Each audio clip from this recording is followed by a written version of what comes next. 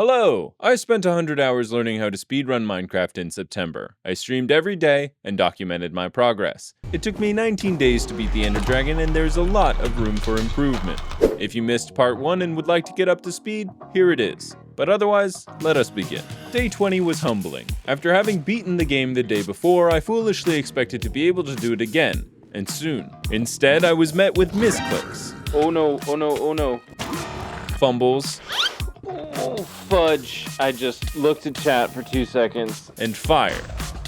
But I've tried to learn something from every single day, even if it's just something small I wasn't aware of. I don't know how I didn't burn there. Oh, that's good to know. I did not know that. It is also worth noting that after a week of practice, locating spawners after trading was becoming second nature, even if getting to them was not. 3, 2, 1, and dive. Nail the circle. Oh, that was beautiful. Oh, I'm touching this butt. On day 21, I began to feel more comfortable with a few things. I didn't beat the game, but I did feel like I was getting a handle on some of the inner mechanics. Movement was crisp. That was freaking cool. I've never bounced like that before. Trading was tidy.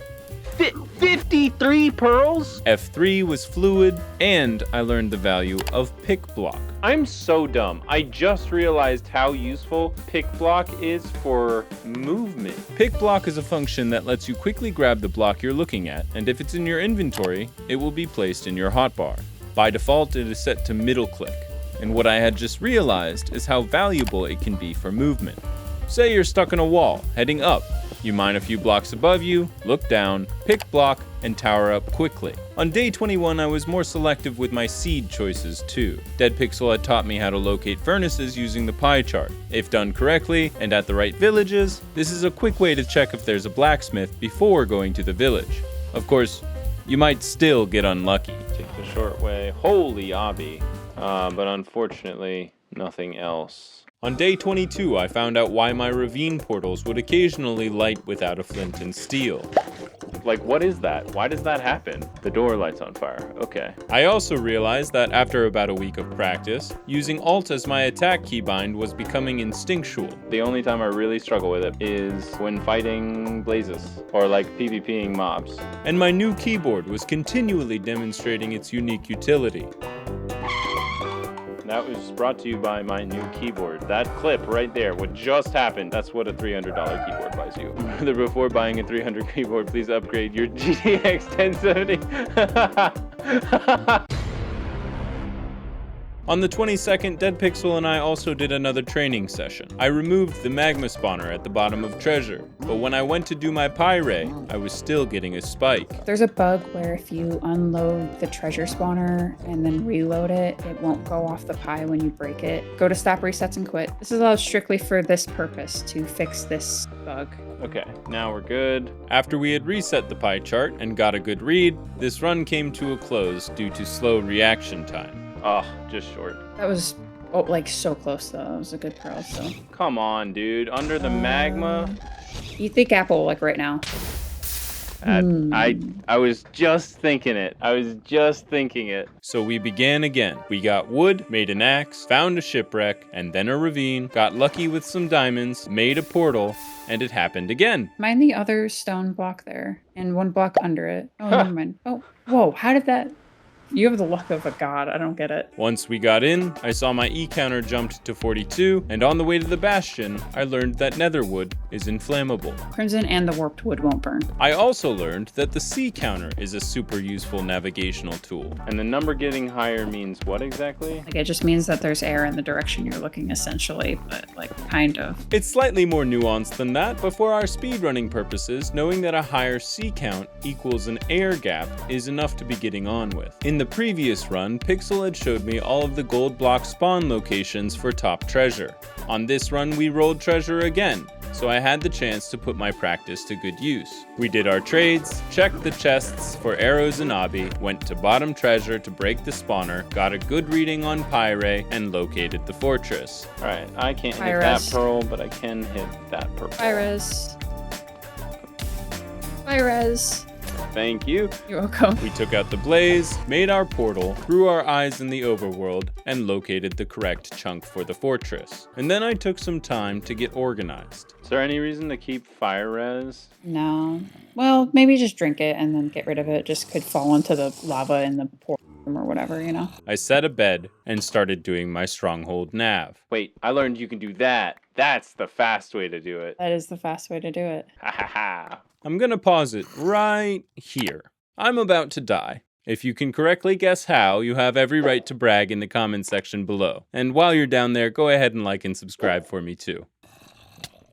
This is probably No shot. Oh, It's a good thing I drank that fire res, right? oh, you have fire. No, it just ran out. You're kidding me. This is what There's happens. no way. This is what happens, Pixel. I get so Dude. lucky with everything else, and then it just takes the game away from me. Day 23 was a hard day. I spent most of the day at the hospital, and when I finally did make it back to my computer, I was super low energy. Miraculously, I still had one decent run. I made it into the nether and found a bastion relatively quickly. I did the trades and broke the bottom treasure spawner. I found the fortress, but I had lost most of my health trying to get there, so I built a portal to the overworld. Saved by the village.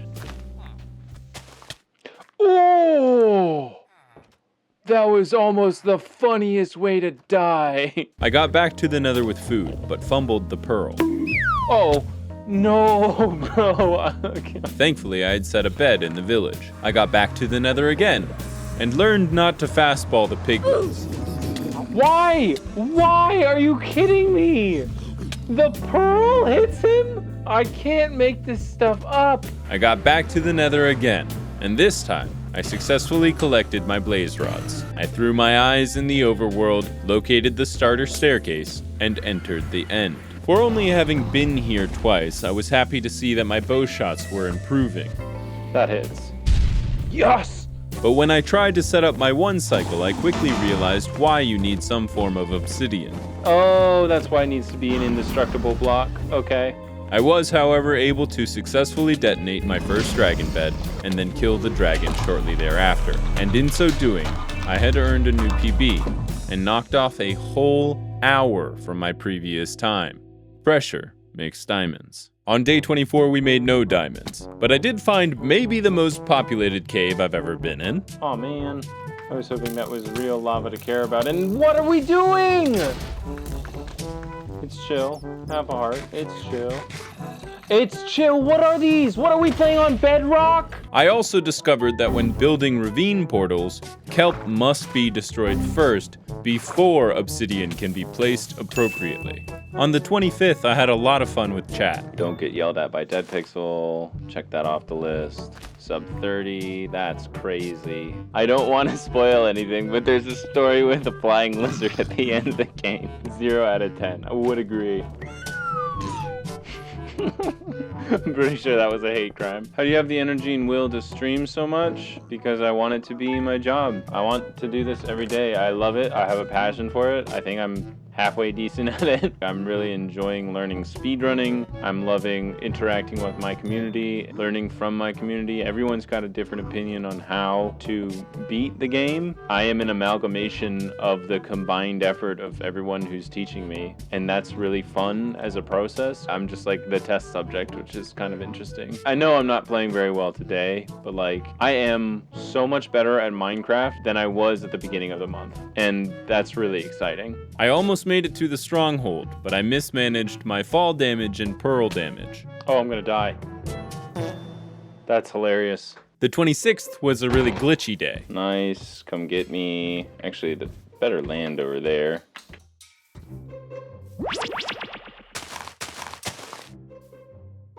Where'd he go? How did we lose him that fast? What just happened? Did you fall? You moron! What? Hello? What's going on here? Help! What is that? Who put that there? But the 26th also marked the beginning of my fast crafting journey. Put sticks in a random spot and then hit the hotkey for the hotbar slot you want. Let's just pretend the sticks are being put over here. Then we... Oh! Holy farts, bro! That's game changing. This is a clip from a few days ago, and you can see just how much faster and cleaner fast crafting is when put into practice. Later on that evening, I did manage to beat the game for the 3rd time, but I didn't really care. For one, I had terrible pace, so I didn't PB. But more importantly, ever since beating the game on the 19th, my speedrunning goals had changed a bit. Yes, I absolutely still wanted to get a respectable time, sub-hour if possible. But more than that, I desperately wanted to beat the game without dying, which I had yet to do. On the 27th, I made that dream a reality.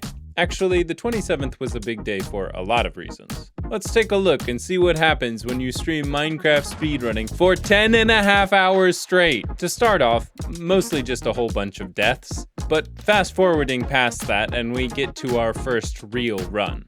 This one has a bit of an odd start because I opted to find a buried treasure map at an ocean ruin. I got wood, found the chest, located a ravine, built a portal, found the bastion, did the trades, found the fortress, got the blaze, made the portal, found the chunk, and got to the end, where I almost immediately died. No, okay. Not deathless, unfortunate. Nice, okay. Now we're in the end game. That's everything done. I just gotta be smart. Great job. However, I did eventually take out the dragon and ended the run with a new PB. 116 is the time to beat. Let's go! And then 6.5 hours of mistakes went by. Granted, I am oversimplifying here. I did learn a lot during that time, and had a good bit of fun as well. 6 hours? Dang, yeah, we went after it today. Oh my god, congratulations on 4K subs. Thank you very, very much. Your streams are great. Thank you, Khalil. I appreciate you guys. Really bringing out my day right now. But then finally, it was time. The spawn was relatively mundane, but I did notice a shipwreck off in the distance. After pilfering its resources, I got to a ravine and then to the nether. While doing my trades, a zombie pigman took one for the team. I'm sorry, buddy. On the way to the fortress, I came across a cluster of mushrooms, which were much needed as I had only entered the nether with 3 pork chops. Alright, this is gonna be my last run, guys. If we don't hit it this time, we don't hit it tonight, and that's okay. I built my portal and came out right by a village where I loaded up on food and beds. We're bed maxing right now. A little while later, I entered the end, acutely aware of the fact that I'd forgotten to bring a water bucket. I knocked down all the towers one by one, stopping only briefly to hide from a pesky enderman. I don't have water. But then it was back to work. I detonated a plethora of beds, got thrown up in the air, handled it, and then came back to deliver the kill shot. Yes! Oh my god! And with that, our month of Speedrun September pretty much comes to a close.